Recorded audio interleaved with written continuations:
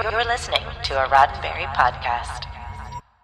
This episode of Mission Log is brought to you by Star Trek Spirits. Visit StarTrekSpirits.com today for the all-new Romulan Vodka and Romulan Rye. Take 10% off your order with special code Roddenberry at StarTrekSpirits.com. This episode is also sponsored by ExpressVPN. Stop letting people keep logs of what you do online. Visit expressvpn.com/missionlog right now and find out how you can get 3 months free. That's expressvpn.com/missionlog. expressvpn.com/missionlog to learn more. Mission Log, a Roddenberry Star Trek podcast. Episode 483, Sacred Ground.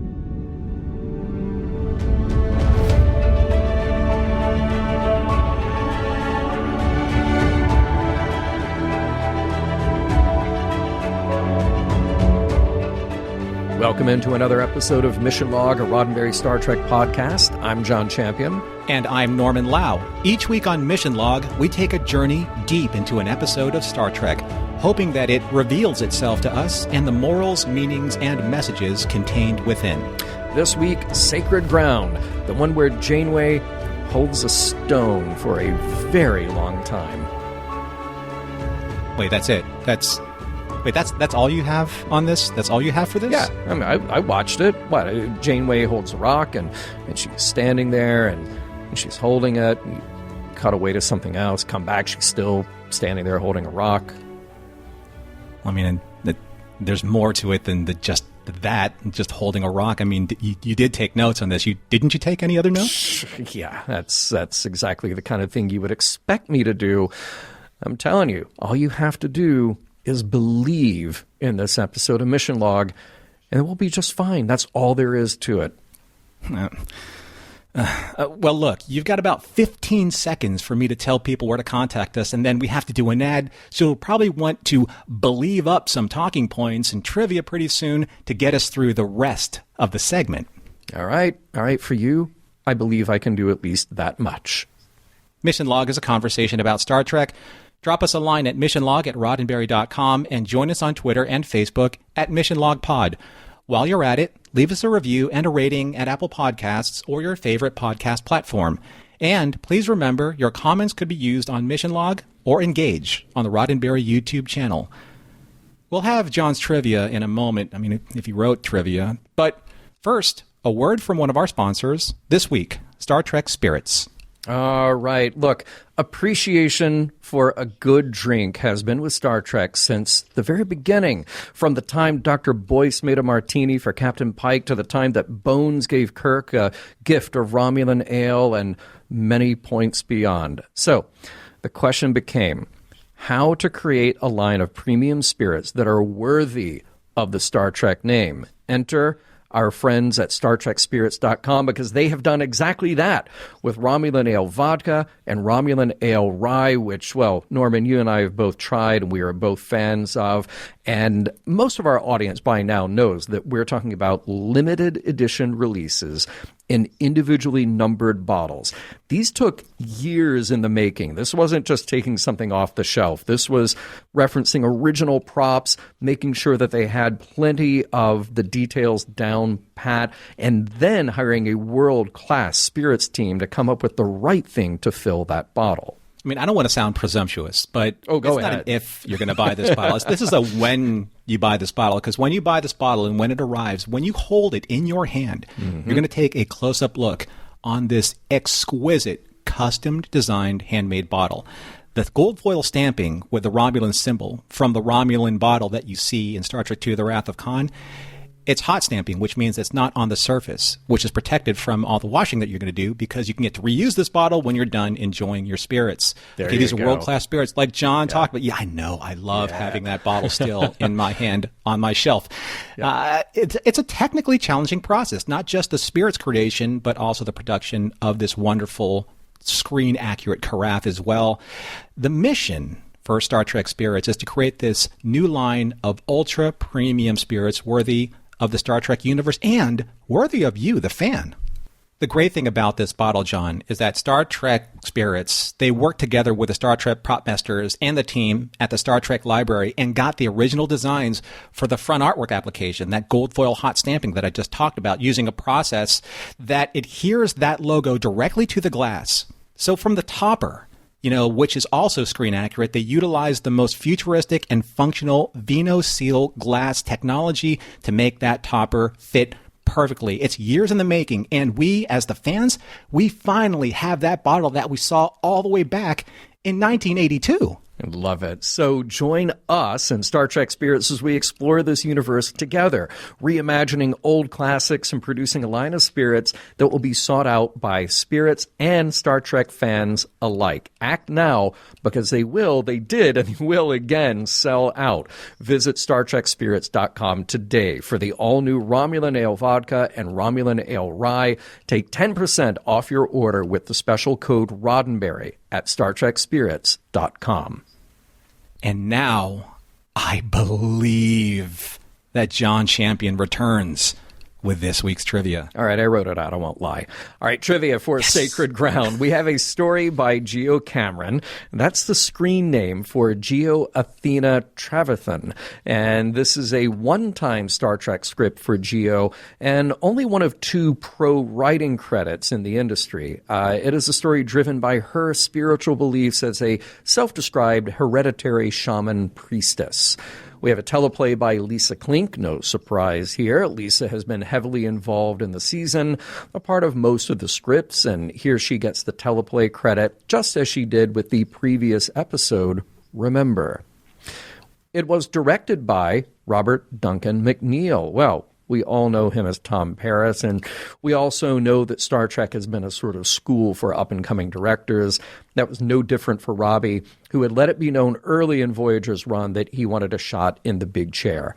So he did what all the others do, followed the production around whenever they're not on stage in character, learning all the ropes, and his opportunity came far earlier than he thought it would. Now, remember how we discussed that 4 full episodes for Season 3 were shot during Season 2. This episode was the first of those to be produced, even before the 3rd season opener, Basics Part 2. It was intended for Jonathan Frakes to helm Sacred Ground, but at the last minute, he got another gig directing, what was that movie called? Yes, Star Trek First Contact. So Robbie was told while he was traveling for a convention on a weekend that he had the job if he wanted it, and the episode would start shooting in 2 weeks. Very little prep time for a neophyte director, but he jumped at the opportunity. And the rest is history, as Robbie has not only directed 3 more episodes of Voyager, but he went out to carve a very healthy career as a director on a number of TV shows, including sci-fi titles like V, Resident Alien, The Orville, and Star Trek Enterprise. The directing chops needed for this particular installment were unique in that the story was so low on action and high on ideas, philosophical ideas. So both Robbie and Kate were pleased to tackle a script with this at the forefront. Let's meet our guest stars. A returning guest star this week, Harry Grainer, plays the Magistrate, and you may remember him as the Betazoid Tam Elburn in the TNG episode Tin Man. Harry has an extensive performing background, which we highlighted back then, and he will be back for 2 episodes of Enterprise in a different role. The 3 waiters, they aren't waiters, but rather they are people who are waiting, you got it, are played by Keen Curtis, Parley Bear, and Estelle Harris. Parley Bear doesn't appear on screen until the early 50s, but in the lead up to that part of his career, he served in the Army Air Corps. He was a ringmaster and toured with multiple circuses, including one that he owned, and he worked in radio in the 1930s. His on-screen career lasted almost until his death in 2002 at the age of 88. He appeared in nearly 300 projects, ranging from features like License to Drive, to Dave, to TV shows like The Addams Family, Quantum Leap, Roswell, and going way back to The Danny Thomas Show, Rawhide, and many of the Playhouse-type shows of the 1950s. Keen Curtis worked with Parley before in an episode of Beverly Hills 90210. Earlier in his career, he worked extensively on stage, picking up a Tony at one point and appearing for a number of years as Daddy Warbucks in Annie. On TV, he appeared in Stargate SG-1, and he voiced Grand Moff Tarkin in the Star Wars radio drama. He was in the Warren Beatty vehicle Heaven Can Wait, and early in his TV career, he stops by shows as different as MASH, Sanford & Son, and Logan's Run. We also lost Keen in 2002. Estelle Harris is almost instantly recognizable by her voice. She lends it to Mrs. Potato Head in the Toy Story movies, and she is most memorable on screen for playing George's mother on Seinfeld. Of course, that means that she turned up on Curb Your Enthusiasm as well. She also got her start in theater and worked in regional productions and dinner theater before getting cast in commercials. That led to a long later career in TV, film, and voice work, and we lost Estelle in 2022. Finally, Janeway's guide is played by Becky Ann Baker, another recognizable character actor who has easily transitioned between live theater and on-screen roles. You've probably seen Becky in shows like HBO's Girls. She was a regular on Freaks and Geeks, and she turns up recently in New Amsterdam, Billions, and The Good Fight. You would catch her alongside another Trek guest star, that would be James Cromwell, in Spider-Man 3, and this is Becky's only Star Trek appearance. Welcome to the Delta Quadrant. Are you looking to gain some enlightenment? Here, wear a burlap sack, made of the finest space burlap. Prologue. Voyager's crew enjoy a bit of shore leave, courtesy of the Nakani on their homeworld. And as you do when you're visiting a foreign land, you take in the cultural, historical, and religious sites. And this one leads us to an underground temple of sorts dedicated to the ancient spirits. Wandering on their own, Kes and Neelix approach a shrine with a bright, glowing entryway. But as Kes approaches, a burst of energy escapes the shrine, knocking her unconscious. Act 1. Kes and Neelix are beamed to sickbay, leaving B'Elanna and Harry to try to find out what happened. They want to scan the shrine, but the magistrate, who has been their guide, insists that their very presence in this place is unacceptable, as is a scientific investigation which would disturb the monks and desecrate their shrine. They need to leave, now. On Voyager, the EMH watches over Kes, who is weak but stable. She's in a coma, but as was explained by the Nakani, she will die. That leaves Captain Janeway to attempt some sort of negotiation with the magistrate, but he holds firm that the monks have expressed their concerns about Kes, but they do not and will not welcome outsiders to poke around their sacred places. The magistrate further explains that as a government official, his hands are tied since they do not interfere in spiritual matters. He does seem sympathetic to Janeway's concerns, though, and he tells her that the shrine is one of their most holy places where the monks go for a kind of spiritual purification. They are safe from its effects, but only because they have all endured a ritual, one that Janeway now takes great interest in. She wants to know all about it, but the magistrate only knows so much. While the magistrate and the monks all feel that the matter is over, Janeway isn't so easily thwarted. She returns to sickbay to learn that Kes's condition is getting worse. She may never wake up, or she may do so with severe brain damage. Neelix has spent his time researching Nakani texts and found an ancient story about a young prince who experienced what Kes did, but his father, the king, endured a ritual to seek audience with the spirits and ask mercy for his son's life, and it worked. Janeway relays the story to the magistrate.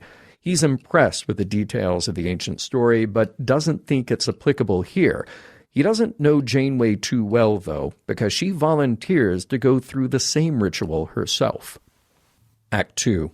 Janeway discusses her decision with Chakotay, and while she's approaching this as a way to investigate the scientific answers of the problem and save Kes, Chakotay says there might actually be a spiritual aspect at play that she hasn't considered.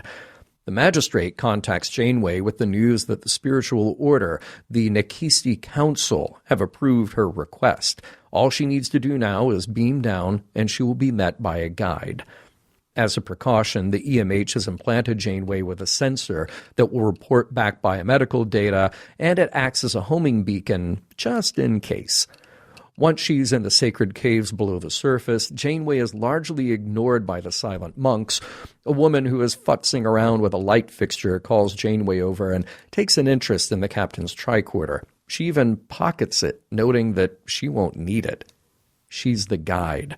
And now it's time to get started, which first means losing the Starfleet uniform and wearing something more aligned with the Nikisti. Janeway reasserts her commitment to find the spirits, and the guide teases a little about the reliance on mechanical devices. But soon enough, Janeway is escorted into a room where she meets 3 people in waiting. Just waiting forever, maybe? Act 3. The 3 people in waiting speak somewhat obtusely about why they're there, how long it's been, and what Janeway should do next. So impatiently, Janeway pounds on a door, and there on the other side is the guide. They now enter another room where exactly what to do is still unclear. Janeway again restates her desire to do whatever it takes, but the guide points out that just going through the motions is meaningless. It's all about finding a connection to the spirits. First step, the guide places a heavy stone in Janeway's hands, and that's it. She stands there holding the stone and told to keep looking. The longer she holds it, muscle strain sets in, detected by the EMH through the implant, but that's not a help when it comes to Kes. Time passes and Janeway gets weaker, still not seeing anything in the stone. Next step, painting. Janeway isn't sure how to express herself artistically, but here she is.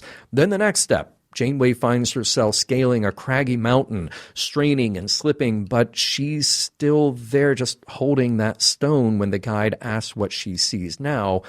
Janeway still isn't sure. Then it's time for a rest and a refreshing drink, but the guide brings out a new challenge, a basket containing an unseen hissing animal, a nasette, which she says moves from the physical to the spiritual world. All Janeway has to do, if she's ready, is stick her hand in the basket, which she does, and of course she gets bitten and it hurts like hell.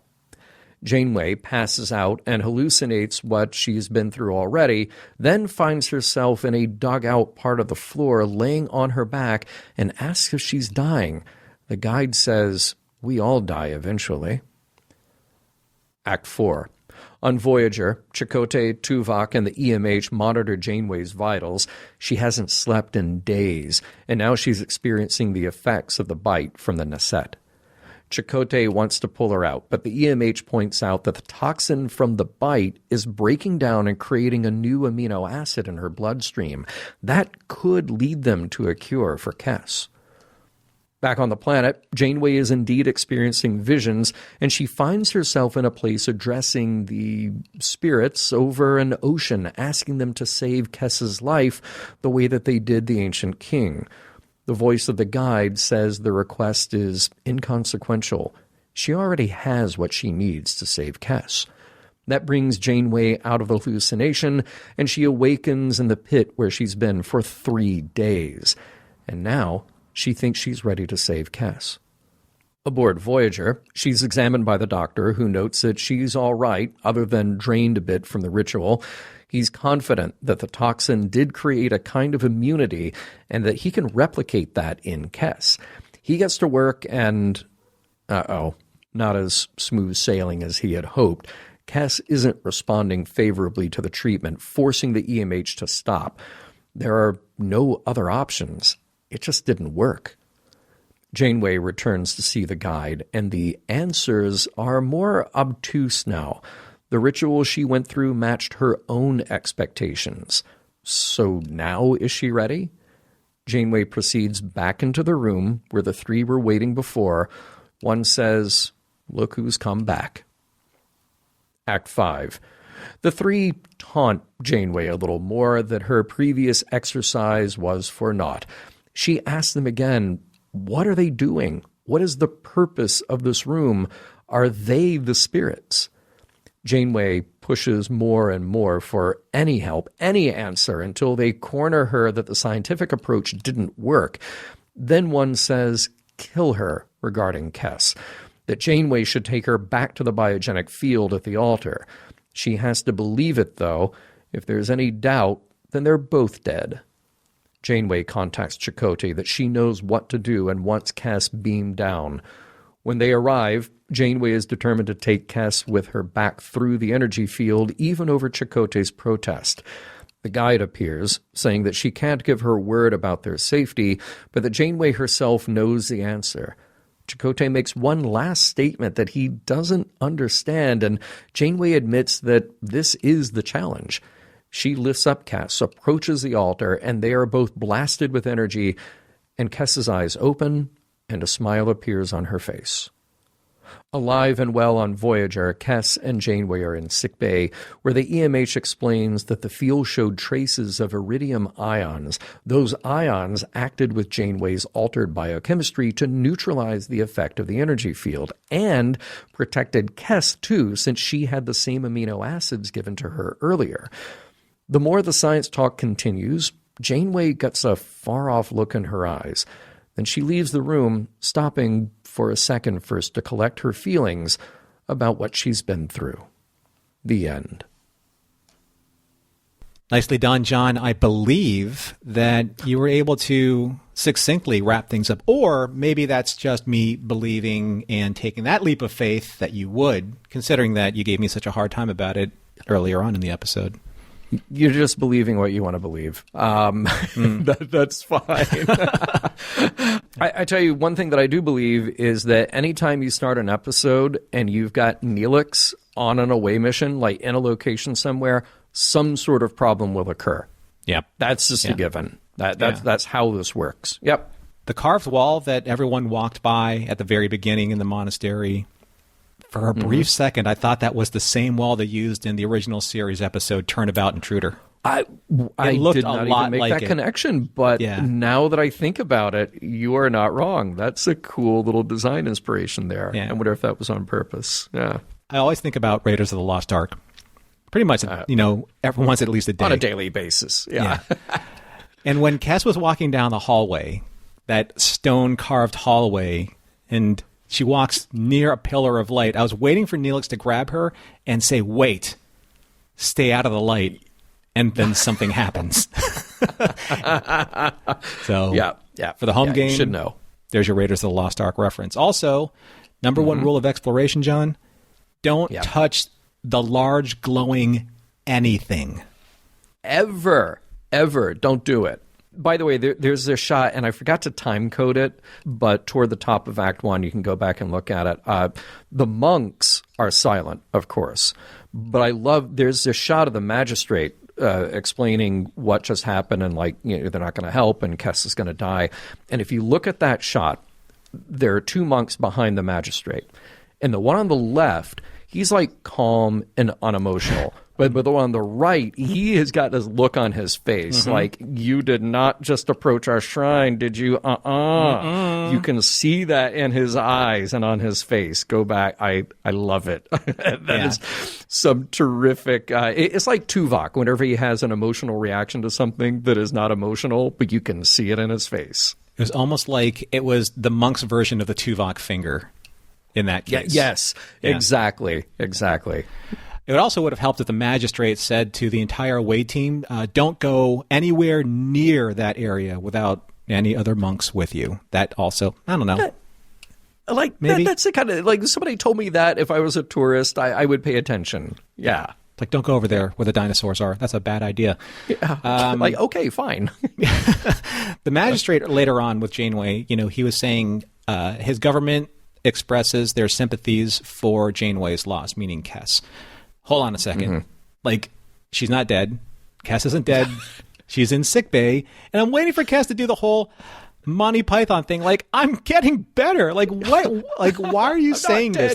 I'm sorry for your loss. That's like a foregone conclusion. That's pretty presumptuous, don't you think? Yeah, that is pretty great. Cut back to B'Elanna and Harry down on the surface. And I love Harry, we'll hold you responsible. We'll make a full report to the captain. Big words, but you guys are visitors and you have no jurisdiction. Your mission is to go home. So, cool. And I do love that little exchange with the magistrate and Janeway, and he's like, well, Navad was a king. It's like, yeah, but Janeway's Janeway. That we're all thinking that because we know. Yeah. Now, I know that you mentioned that Neelix at the beginning was kind of used as a, oh gosh, what Neelix is going to do now, like, or as long as it's going to get stolen this time again, that kind of thing, right? But when he's talking about or pleading if there's any way to save Kes, and then, they bring up the whole boy prince story that he researched, he switches into a different gear. He switches into this really like, I'm Johnny the actor gear. Like, I'm going to do something you haven't seen gear. And it just proves that Neelix does have, different layers that he can play. Or I say Johnny has different layers that Neelix can play. Yeah. And this one really surprised me. It really did. Yep. It was a really nice moment.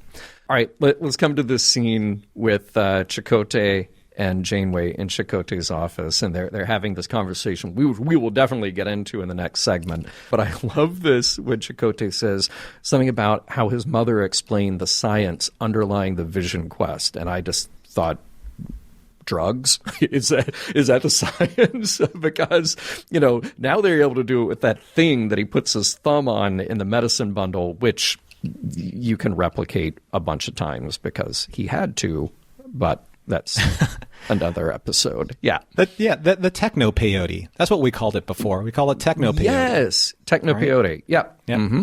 One of our more famous album covers. So, time stamping 10 minutes, 50 seconds. In that same discussion where Chakotay and Janeway were talking about, what's going on with the, the thing with Kes and, what's going on with the magistrate. The wall behind Chakotay is this Elkar's wall of Elkar's everything. There's so much going on. Like, how do you even learn how to use a panel like that? Right. Yeah. Yeah, you can't. So many operations. This episode doesn't have a lot of Tuvok in it, but I'm always glad when we get Tuvok. And of course, he's the guy who the captain says, I'm going on a spiritual journey. Here's a weapon with life-ending ability. He shows up with the phaser, and she has to turn it down. Okay, I have to be completely honest with the audience here. So John and I, we write our notes separately, and almost note for note, maybe these were like the standout moments of the episode. He wrote the exact same reactions to the note that I wrote. Because I did bring up Tuvok also, and he said that it's standard procedure to carry arms on an away mission, particularly when you don't know what to expect. Except, I went back to the beginning, and neither Harry nor B'Elanna, who were throwing around their authority, were carrying either tricorders or phasers. Oh, interesting. But maybe they'd still adhere to standard procedure. I don't know. Maybe. Speaking of tricorders, the guy just straight up stole a tricorder. And that, I would want it as a souvenir too. So I kind of get her. All right, so here's kind of like a trope in, I wouldn't just say science fiction, in any fiction. So always pay attention to the strange, impish person or personality in the background near any blinking lights, because that's kind of how Yoda appeared, right? Yes. Oh, you know what? I didn't even make the Yoda connection here. A lot of speaking in riddles. Okay. Grabbing equipment, throwing it around. I have more Yoda. Yeah. Just you wait. Yeah. Okay. Mm-hmm. I do have a question. I want to know how many religious ceremonies require me to take off all my clothes in front of strangers, because I'm probably not game. Just want to let you know. Another note that I brought up, the same note that you brought up. I said, there is this wonderful kind of, I guess it's like symbolic, expression of having remove her uniform and undo her hair. It's the symbolism of it all. But it wasn't what I expected. And then everyone had that one same kind of painted tattoo. So let me ask you a question. Yeah. If Chakotay went down, would they put a tattoo on his tattoo? Oh, good question. You know what I'm thinking of every time we talk about Chakotay in this? It's that meme that's the, my people intensifies. That is just one of my favorite things right now. Oh, gosh. If only this had been a Chakotay episode. Yeah. Now, I don't know if you saw it the same way I saw it, John, especially in the way that the three spirits reacted at the very first time Janeway saw them. Mm-hmm. But were those ethos, pathos, and logos? Ooh. Oh, their method of argumentation. Interesting. Could be. Just food for thought. There's a great edit in this episode. It's probably one of my favorite edits to date. So Janeway's asked to focus on a rock. That was like the one note that you had, and then you came up with all these other notes. But it was the one note you had in the beginning, right? And then, you're supposed to focus on this rock, and then it like closes in on Janeway looking at the rock, and then it cuts right to Chakotay looking in the exact same direction, camera left, as if he were looking at the rock, but then pulls back at him looking at an LCAR screen. So this is great timing on Janeway being the spiritualist and Chakotay being the technobabblist. Yes. Nice shot. I do have to say, in that part of that kind of vision quest that she's having while holding the stone, Captain Janeway is climbing a mountain. Why is she climbing a mountain? Oh, no. I tried so hard to purge that from my mind. There's your earworm. Sorry, it's going to be with you for the next 8 to 12 months easily. That scene where they bring out the basket with the Nasette in it. Go ahead, put your hand in. Didn't Janeway see Flash Gordon? Because what is it about the ritual with the young treemen of Arbor that you didn't get? You don't do that unless you're Flash and you can fight your way out. That's it. And by the way, that Nasette, not 2 but 3 bite marks. Pretty intense. Yeah. When I saw this, there's only one person that I thought of when I saw that scene. Yeah. I was like, I can't wait for John to remark on this scene. Because you knew it. No one puts their arm more fearlessly in a bucket than Flash Gordon does. Maybe except maybe it's like a Paul Atreides thing too. It's like there's a whole fear as the mind killer thing that's going on. Yeah. With this. Yeah. So yeah, I mean the trope is there, but I can't help but like compare that to Flash Gordon. That was the best. That was the best. So good. Right. So good. Yeah. It's an interesting point where Tuvok speaks on Janeway's behalf when he says, I do believe the captain would want to continue her vision quest, and convinces Chakotay of that. And I think it's a nice way of saying Janeway and I have elevated kind of like this unspoken relationship since Flashback after that mind meld. Like he knows now, like he's in tune now with like what she believes more than probably any other time in their friendship, which is a long time. There's this look where the Doctor tells everything that he had to go, that Janeway went to save Kes, and then they said that it was meaningless. There's this look that Janeway shoots him that is unreal. Like, I did what? And it meant what? Now, as we come back kind of toward the end of the episode, I feel like we're getting into the section here where there are all these kind of great lines and great ideas that we'll definitely dive deeper into in the next segment where we do our deep dive. But just some of these we have to point out, like most of the challenges in life are the ones we create for ourselves. That's one of the things that one of the spirits in the waiting room. I love just the whole idea of a waiting room there. That's one of the lines that is food for thought. Definitely appreciated that one. Yeah, this segment and that line in particular, especially the line before that, it's probably my favorite line in the episode.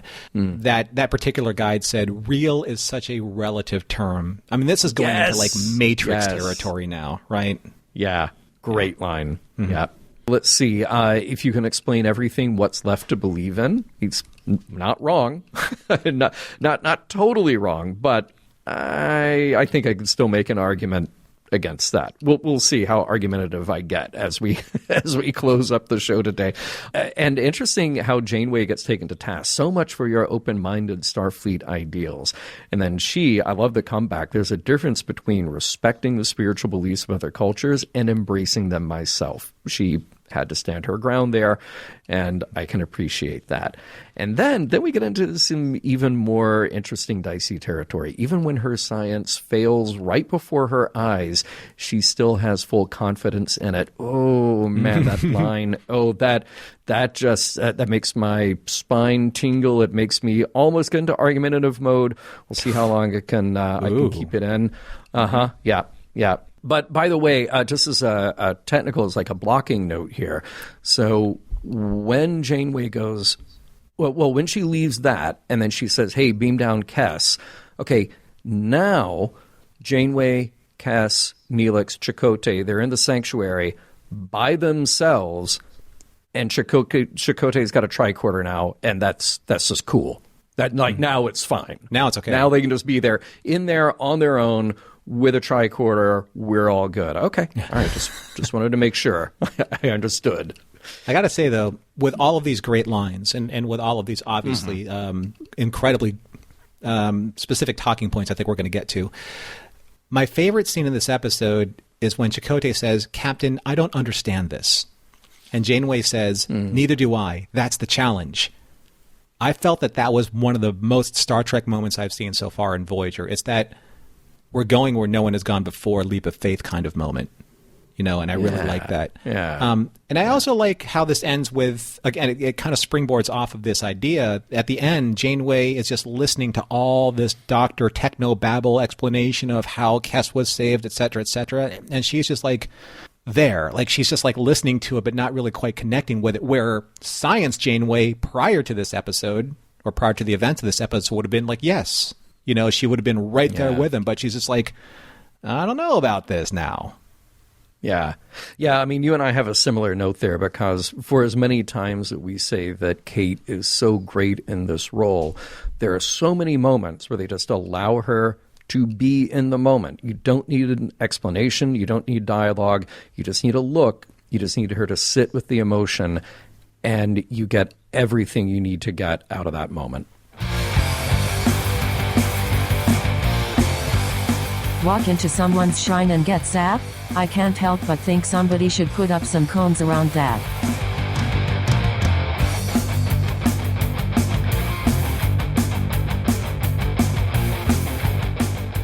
We will get right back to Sacred Ground after a word from one of this week's sponsors, ExpressVPN. Now, John, let me ask you something. Go ahead. What if there was someone out there who kept a log of every single thing you did every minute of the day? I'm terrified already at the very idea. Yeah. That would be kind of creepy. I think that would be, obviously it would be intrusive, but you wouldn't even know about it. Well, what if I told you that's exactly what happens every single time you go online? Your internet provider is allowed to store logs of every website you've ever visited and can legally sell this data to anyone. Did you know this? Like sort of in the abstract, yes, but now it really hits home. Yeah. And maybe not everyone knows this, and that's why I always accuse ExpressVPN when I go online. That's right, because ExpressVPN reroutes your internet connection through their secure servers, so your internet provider can't see or log what you do online. Now, many of you might be wondering, okay, well, if I'm routing all my data through a VPN, then doesn't that just mean that the VPN can see what I'm doing and log my data instead? And you're right. Well, you're right to think that, because many VPNs claim to have a no logs policy, but they have been caught logging customer activity. ExpressVPN is the only VPN that I trust because they use trusted server technology.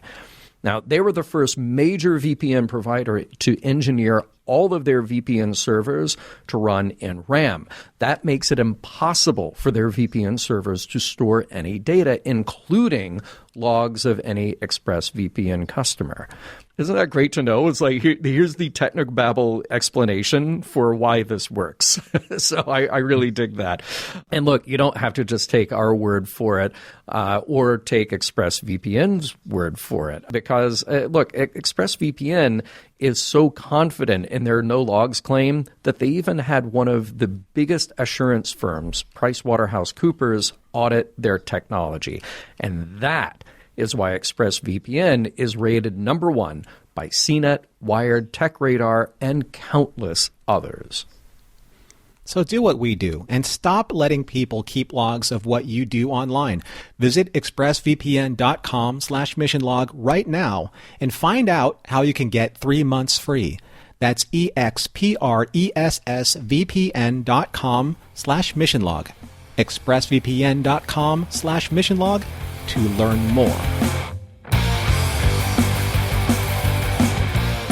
So as we get into the discussion, Norman, there are a few things that I found almost like charming in this episode, because you have to get through some pretty simple explanations early on in order for the rest of the story to make sense the way that it unfolds.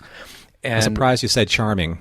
well, it is. Yeah. It is. But there are just some simple moments that you go like, well, of course it's like this because that's the way that it happens, So like early on, the magistrate explains, he says, we have an agreement with the council. They don't involve themselves with government and we don't interfere with their spiritual matters. It's been that way for centuries and it's always worked well for us. So here is the global policy of separation of church and state for this culture. And it is just very straightforward. It's very matter of fact. It works for them. And keep in mind that we have to assume that this is a planet-wide policy for them. Mm-hmm. And it's kind of like, oh, okay. Well, we got that right out of the way. It serves a dramatic purpose for sure. But it also seems like, from what we can tell, their political and their spiritual sides coexist pretty happily there, So, yeah. I mean, it's nice to hear that. It's interesting that, from an audience's standpoint, that we have to have kind of like this primer on other cultures, their policy of kind of like government and religion, or like you're saying, the separation of church and state, because I always had this question in science fiction, not just Star Trek, but kind of like in science fiction in general, where we take a look, we as the audience take this outside look in the internal policies of an alien species, and in this case, religion, and we define it through our understanding of religion, but we don't really understand or maybe take that bigger leap of how the alien culture defines their religion and how we, the Star Trek audience, we try and rectify that in this whole mantra of seeking out new life and new civilizations. Does that actually really include looking at a religion from a different culture and respecting the decisions made through the religious beliefs of that culture?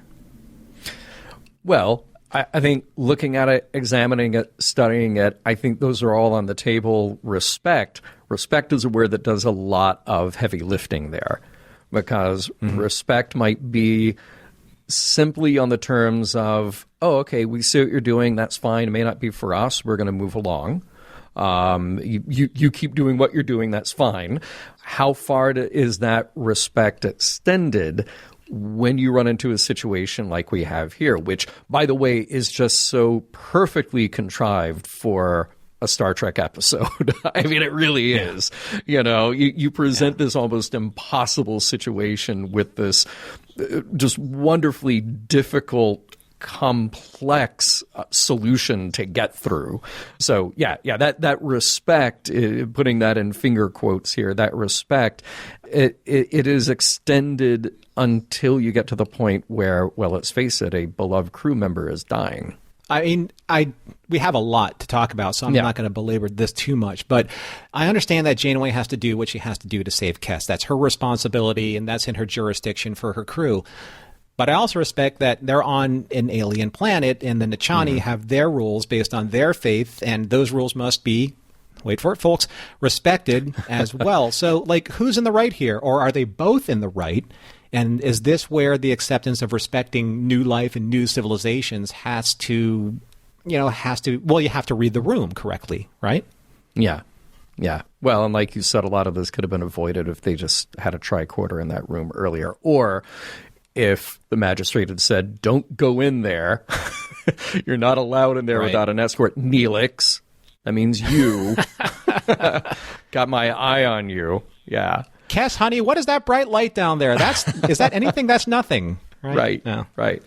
So I have to say, this is an episode that every single time that I watched it, I kept kind of going back and forth trying to figure out what is the message here, what are the debatable points that I really want to get into that have inspired or fired me up, and where ultimately do I land on what it is that they're trying to say. And I know that we're nowhere near the wrap-up just yet, but even as we hash this out, I find myself sort of taking away one idea, one thought from it, going, oh, okay, well, that's nice. That makes sense. And then I find myself grappling with another idea and say, hold the phone. I disagree with this entirely. So what exactly should I take away if there is a singular final message to be mined from this? And there may not be. There might be multiple, and some of those might be in conflict. But there is one in particular, and I brought it up in the last segment, that I want to dig a little deeper into here, and that is the sort of the accusation of science as being the non-answer. And that is when the three guides, the three spirits, the three waiters, I still find it funny to call them the three waiters, are in I like that. That was well done. Thank you. That they're in the room, and, well, no, I take that back. This is early on. This is the magistrate saying to Janeway, 'cause something that will come back later, Captain, you want an explanation for everything. Yeah. Yeah, she does. And yeah, I think that is a perfectly okay attitude to have most of the time. There might be some footnotes to that. Then come a little bit later with the guide, talking about Janeway as a young woman, as a little girl, being the mathematician. The sister was the artist. Solve a problem. The answer is either right or wrong. It's very absolute. And Janeway says, I've always found that satisfying, which I love.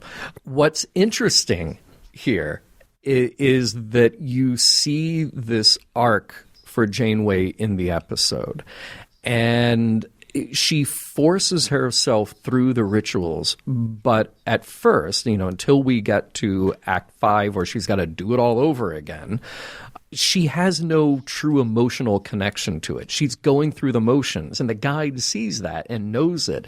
Janeway understands the letter of the law, but not the spirit of the law, if I may use that word, until she hears that she has what she needs already to treat Cass inside her all along. She's sort of treating it like an obstacle course until she is humbled to the point that she heroic and very competent captain in. Okay, but then we come back on the second attempt. And then we have the three people in the waiting room, and they start to get more pointed, and they start to taunt her with the answer, which is lethal. First of all, I can't think of any situation where an officer would allow their captain to do what Janeway does here. So I feel like we're paying a little lip service to it with Chakotay saying, like, no, you can't do that. I'm going to do it anyway. Okay, well, you're the captain, and I guess I don't understand what you're doing, but go ahead, because now you are risking 2 lives instead of 1. So a little bit surprised by that. But no, it's just that, in Star Trek, it's not foreign for a captain to ask his or her crew to follow orders that they may or not feel make sense. This is just one of those occasions. It's just that it's Chakotay, the spiritualist, is the one that is playing devil's advocate, and not, say, someone like a Tuvok on the ground. Yeah. Could very well be. Yeah. But here we go. So it's always looking for a rational explanation. Well, there isn't one. Okay, this is the 3 people waiting in the room. At the end, the last time Janeway goes back to kind of seek their counsel and figure out what it is that they want. And I'm going to go back to that line again that irked me before. They accuse her of, so much for your open-minded Starfleet ideals. There's a difference between respecting the spiritual beliefs and embracing them. That's what Janeway says. Even when her science fails right before her eyes, she still has full confidence in it. And I wanted to say no. You are misstating what the science is. You are misstating what the method is for gaining knowledge. So there is a failure in applying what limited knowledge came the first time, because Janeway had an incomplete picture of what was going on. Now, it's interesting that to get a complete picture, she's got to do more, that she was just going through the motions, that she just thought like, oh, okay, cross that hurdle, complete that level on the video game, and then I've won. And that's not exactly what this game was. But those 3 guides, those 3 spirits, those 3 people in the waiting room are saying, see, science failed, therefore our method is correct. But our method is simply, it is another step to get to the complete answer. And the complete answer that we arrive at the end of the show is one that has a scientific explanation. Now, I don't want to say that to take away from the gravitas of what Janeway went through, because I will come back to that at the very end of our discussion today. But I think it's a little unfair for those three to sit there and point the finger and sort of be a little bit smug about it and see, science failed, but you still believe in it. Well, that experiment failed because it was an experiment done with incomplete information. Now, there is a life in the balance here. It is very important that they get it right, but I take exception with the way they framed it for her.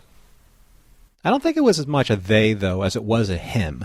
The last curmudgeonly spirit was the one who really kind of pushed her buttons. That's why I brought up in observations the ethos, pathos, and logos designations for those three. Now, Mrs. Costanza, she was ethos, right? She was the one that was a little more feeling. She was trying to understand the feelings that Janeway was going through. It's not that they weren't critical of her process. It's just that I think that Estelle was understanding it from a more emotional standpoint. And then the middle guy, the guy that he was the bald middle guy. So maybe she's pathos and pathos. And the other guy is ethos. Yeah. Ethos. Right. Yeah. He was understanding from the standpoint of he understands why Janeway has to do it, and he understands the risks that she's taking because there's a risk reward process that's going on in Janeway's mind. If I do this, therefore this happens. The last guy is the guy that you're talking about, and he was really pushing her buttons. And maybe it's because he's the guy, like McCoy, that will be like, hey, you know what? I don't believe anything that you're doing unless you prove it to me. Prove it to me. Prove it to me. Because what you're doing is a bunch of nonsense until you do it. So go ahead. Show me wrong. Prove me wrong. Right? So he was egging her on that way. And I was getting a little hackly too. But I think that was the process of those three. Janeway was looking at her decision-making process through a prism of these three opinions. One that understood her, one that was balanced, and that one that was a little bit more prickly. And which one of those is the right combination of accepting moving forward with her analysis? Okay. I'll take that. I mean, those three are, to great dramatic effect, a bit mysterious. We don't know exactly who they are. We don't know exactly how they operate. For a time, I was thinking, okay, these are three personalities. Maybe there are three personalities of a being or multiple beings or whatever. We don't really know, but I like that. What if they're from Janeway's mind? What if she walked into that room and she projected herself in that way in that room? Yeah, and I think that is a very cool idea as well. That could definitely be the case. I like that bit of ambiguity about who they are. Let's go to Chakotay's conversation with Janeway, because I think we both took notes on that. There's always the possibility that the ancestral spirits really do control what happens in the shrine. And Janeway says, to each his own, Commander, but I imagine if we scratch deep enough, we'd find a scientific basis for most religious doctrines. And that's what he has that line. I remember when my mother taught me about the science underlying the Vision Quest. In a way, I felt disappointed. Some of the mystery was gone. Maybe the Nichani, Nichani or Nikani, my bad, I'm not a native speaker, have chosen not to lose the mystery. This is a great exchange that absolutely gets to the heart of the matter and very effectively sets up the differences in Janeway and Chakotay's approaches. I can and I do really respect this. I mean, look, I'm fully Team Janeway.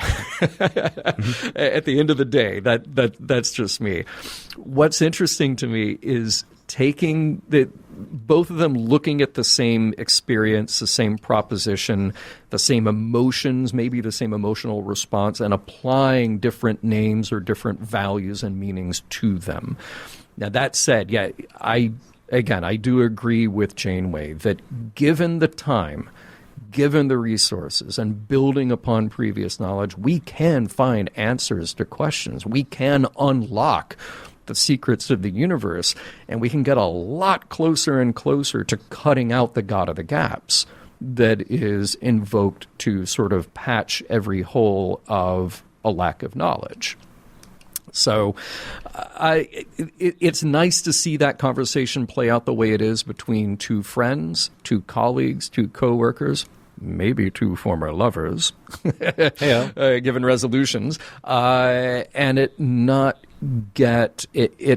go into an argumentative rabbit hole. We just, as an audience, get to take it in as two sides of the two halves of the brain, the right brain, left brain, approaching a situation. The one thing, though, then I want to bring a little bit more focus on Janeway's attitude in this conversation. Okay. And what I love about this episode is that it shows a change of attitude from this conversation to her sitting at the end in silence and kind of contemplating the arc of what she's gone through. Because when she said things like, "To each his own, Commander," but if I imagine we scratch deep enough, we'll find a scientific basis for most religious doctrines. Then she says something along the lines of, she's talking about reviewing the Federation's cultural database, and she says, my instinct tells me this one will be a similar test of mastery over spirit over body, a series of ordeals, yada, yada, yada. It's the way she says it is very dismissive of culture and religion in general. Okay, because she's a scientist. Yeah. And I'm just saying this as a counterpoint. Yeah. She's a scientist, and she says science will explain the situation. I understand the culture. I understand the emotion. I understand the ritual. I understand the belief. That's all par for the course. Of course they're going to have that. Of course they're going to have doctrine and books and philosophy and all that stuff. That's just window dressing to the scientific explanation that lies underneath, which is what I'm going to suss out. That's my whole issue with Janeway at the beginning. And I love that there is a reconciliation of that, because the Doctor is saying the exact same thing and behaving the exact same way, was saying that Kes only survived because of XYZ technobabble, and Janeway's like, yeah, I don't know about that anymore. Well, I do like that she has this internal, emotional, personal experience. I really do appreciate all that. But at the end of the day, there is a scientific explanation for what happened here. I mean, look, the whole thing could have been avoided if the three people in the waiting room had just said, she needs to be re-exposed to the biogenic field. It's dangerous, but that's how this works, and you're already inoculated because you got bitten by the Flash Gordon monster, but instead it's way more dramatic to say kill her.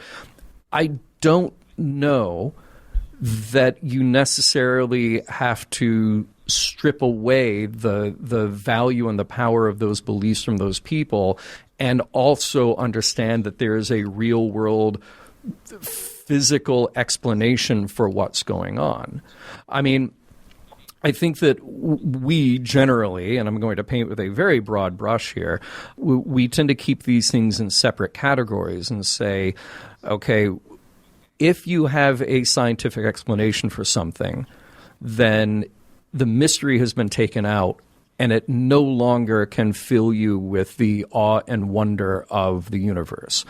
But if you don't have that, and you have a purely unexplainable, emotional, personal, quote-unquote, spiritual experience of something, therefore we can elevate it to this higher thing and say, this is of more value, this has this spiritual, sort of lauded component that we elevate to being more important. And I don't think you have to do that. I think you can still come away with this. And I believe in the episode they say, okay, this biogenic field there is naturally occurring. And the immunity that they get from being bit by that thing is a naturally occurring thing. Some of these monks, who knows how many died before then, but some monks at some point centuries ago put two and two together, figured it out, and got to have this very interesting trip along the way.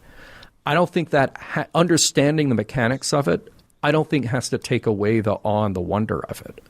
It's sort of like every time we get a new picture from the James Webb Space Telescope, or every time we make some new discovery with the Large Hadron Collider, or whatever the case may be, whatever fantastic, larger-than-life scientific discovery comes along. To me, that reinforces the awe and wonder of the universe. That reinforces that emotional, personal feeling of awe. And I don't have to chalk it up to a spiritual thing that can't be explained. I think there's beauty in the explanation. If only Mr. Costanza had been there too, Janeway could have found serenity now, or maybe not.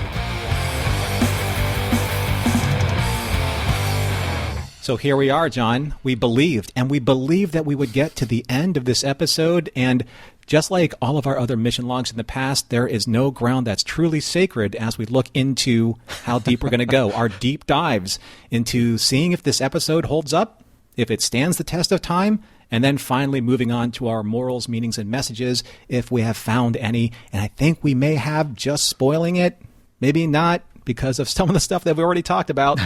But let's start with you, John. Let's see if there's any ground that still holds sacred for you in this episode, or not, or somewhere in the middle. Who knows?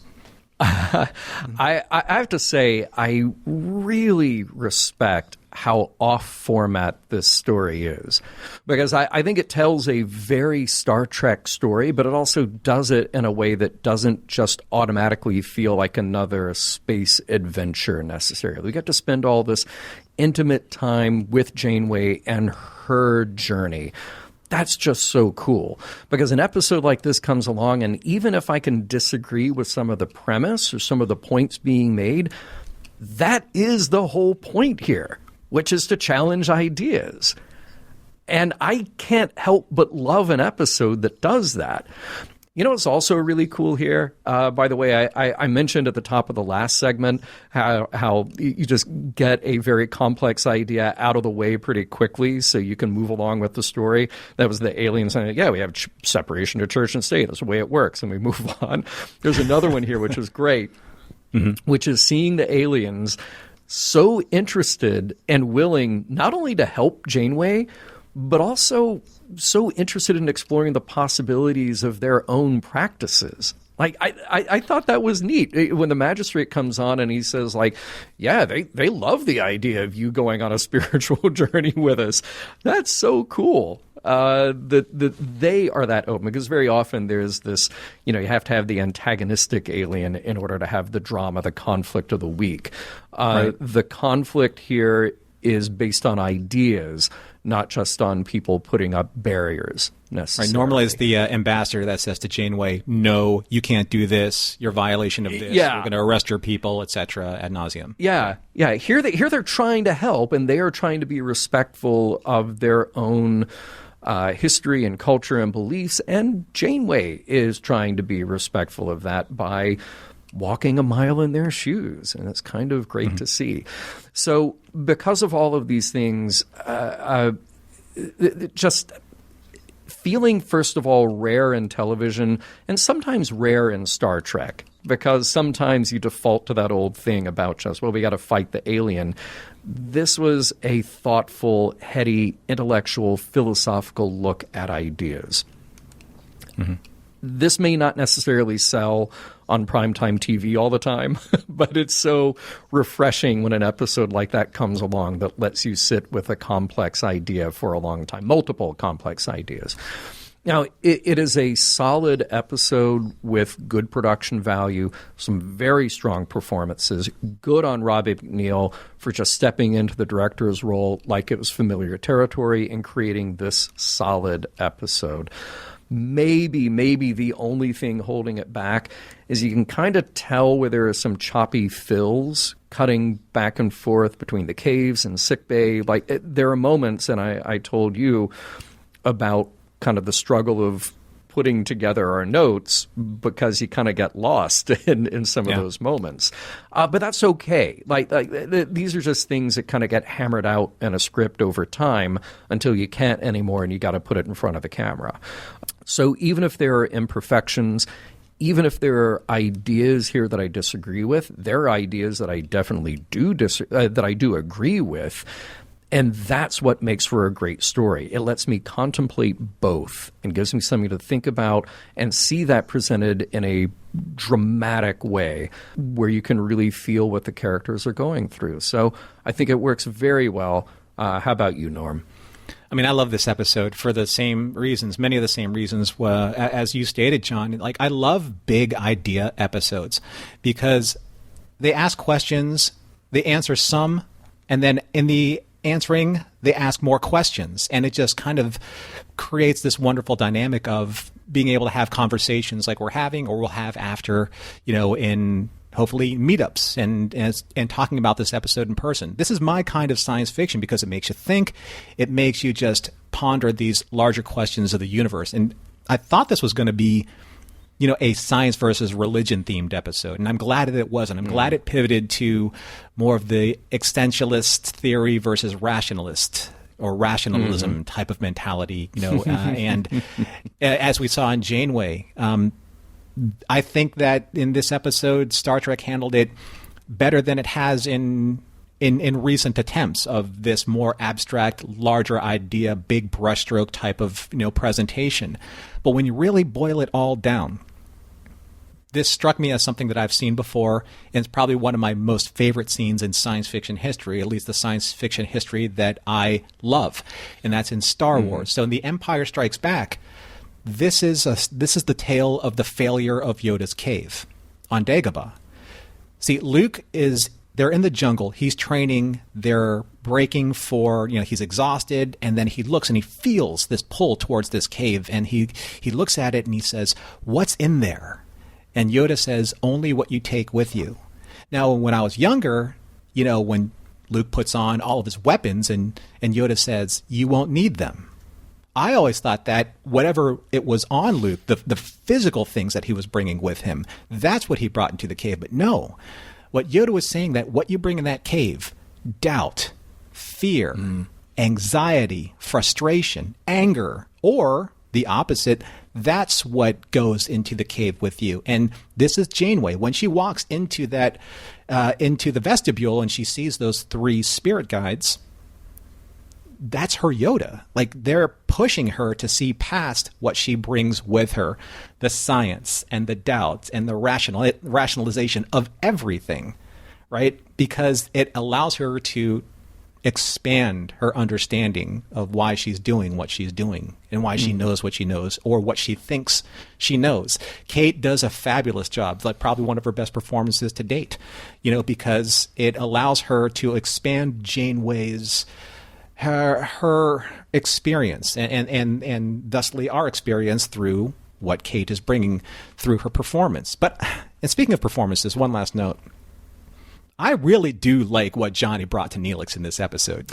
It could have been one of those more cringeworthy performances of how he doesn't know how to handle his relationship with Kes when Kes is in trouble. But no, he really does kind of buckle down his performance and adds a lot of really nice nuance to Neelix's concern, in contrast to kind of like previous iterations of what Neelix would have done. So I really do think this holds up, and I really would recommend it just because it makes you ask questions. And I think that's one of Star Trek's greatest tenets. It makes you ask questions. Yeah. Yep. Well, okay, look, when we get to morals, meanings, messages here, and I think we're saying there's a lot to chew on, and for me, part of the beauty of this episode is you're presented with ideas that then you can, if you agree one side or the other, you say, yes, absolutely, that's the right point. But then something else will come up and you say, no, how could they possibly say that or think that or do that? I think this episode ran the risk of being a preachy this side versus that side, science versus religion story, or something like that, which you mentioned they didn't really fall into that trap. But you know what? Most of the time, I'm perfectly fine with that approach too. Because it stirs up ideas, it stirs up debate. But what's pleasing here is the depths and the challenges presented to our characters. It's all about dramatizing and putting the emotional story within that. So it would be something else entirely if you just had the debate team version of this episode where one side presents what they're doing, the other side presents what they're doing, and that's it. No, you have to go on the character journey for a story like this to really work, and they do that well. I'm going to ask you to forgive me for just a moment because I am going to get a little bit preachy, because I was trying to think of a real-world parallel to what's going on here and the roadblocks that are presented in front of Janeway, and all of Voyager's crew to help solve this problem that puts one of their own in mortal danger. So, cutting to the chase here a little bit, the Nakani are prepared to let someone die, an innocent, because of their deeply held religious beliefs. So, would you like a real-world example? How about 11-year-old Ian, who died from treatable diabetes, but his mother and stepfather decided against medical care? Or 16-year-old Austin, who died from a ruptured appendix and suffered at home for a week while nobody took him to a hospital? Or 4-year-old Troy, who had Rocky Mountain spotted fever for a week and got no medical care because, again, deeply held beliefs prevented it. And there are thousands and thousands more cases just like those. So those are the places where I can give no quarter to ideas that prevent scientific inquiry when people's lives are at stake. And if I were Janeway, I might not have that kind of patience and professional demeanor that she had. So it's a good thing that she's captain of that ship and not me. I think it is a better takeaway here that what Janeway actually goes through, she's sort of at first like a tourist, just assuming that her very surface level understanding of another culture is all she needs. And the more she pushes herself, though, she forms a bond of deeper understanding and appreciation for people who aren't like her and with beliefs that she doesn't share. So Star Trek is very often about diplomacy and action. She's taken it to the very next step, a profound next step, by truly immersing herself in the mindset of another world to then reveal what's best for her, what's best for Kes, and ultimately what's best for the Nakani. And I hope the Nakani can take away something here to say that even if there is a real-world scientific explanation for what's going on, it also doesn't have to take away the power of what we have and the power of what we believe. I mean, I don't really have any specific morals or meanings or messages, because I think that this episode only left me with this opportunity to reflect and ask more questions. And I think maybe that's the point of this episode, is to kind of take a page out of Janeway's experience and ask more questions that ask just more questions. I don't think that there is an actual end or an answer. Maybe there is, maybe there isn't. That's the question in and of itself. I mean, is it possible to live by just being? In contrast to, the list of what you were just talking about, John, because the people that died from those instances those deaths could have been prevented if someone just decided to take action as opposed to just being, or is it possible to exist by just living? Do you have to take specific actions in order to exist in a certain way that people want to exist? Is it possible to find the answer to all of life's questions by just listening instead of seeking, instead of looking for the information, instead of looking for the answers? Or does science have all the answers to existentialism's endless questions? For every question that existentialists ask, does science have the answer to answer that question? So I mentioned Luke's failure at the cave earlier, because that's how I felt about this episode. And a lot of us of a certain age, we understand that example. But there's another scene from a movie that I'm going to bring up. And I know that this is the furthest reference from Star Trek that you could possibly get. But it's from 1985's Barry Gordy's The Last Dragon. This is a scene that has stuck with me my entire life. So there's a scene in the climax of the movie, spoiler alert, everyone, from 1985.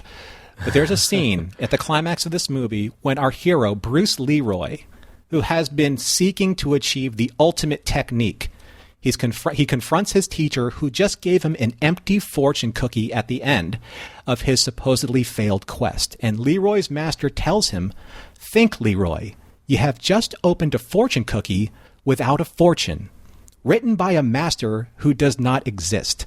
to find the solution to a problem whose answer you already know. Now think about that. And what does that mean? And I think maybe to Janeway, if she had to translate that or her experience in that shrine, there's an answer. It's how do you get to the answer that rounds your experience entirely? Or is that important? Or is it not? And to leave everyone with more questions than answers, because I think that's what this episode is supposed to do. That's the theme, yeah. I think the right way to end my thoughts on this episode comes from an episode of Babylon 5, the episode Deathwalker. Ambassador Kosh says to Talia, who is a telepath, who is frustrated with his abstract line of phrases and questions. And ultimately, she asks him the one question where he responds, "Ah, you seek meaning." And she says, "Yes." And he says, "Then listen to the music, not the song." Mission Log is produced by Roddenberry Entertainment.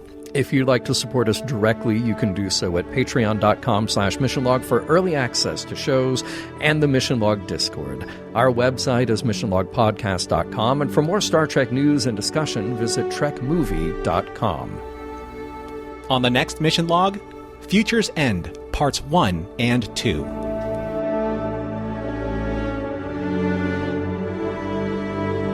Some of the music for Mission Log provided by Warp 11, online at warp11.com.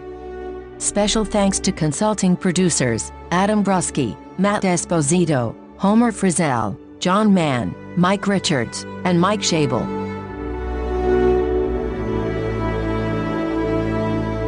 So after all that, what you're really telling me is that all Captain Janeway needed was faith of the heart.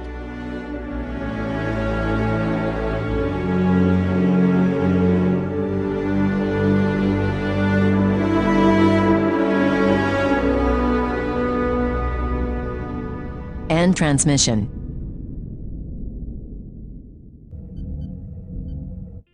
This is a Roddenberry podcast. For more great podcasts, visit podcast.roddenberry.com.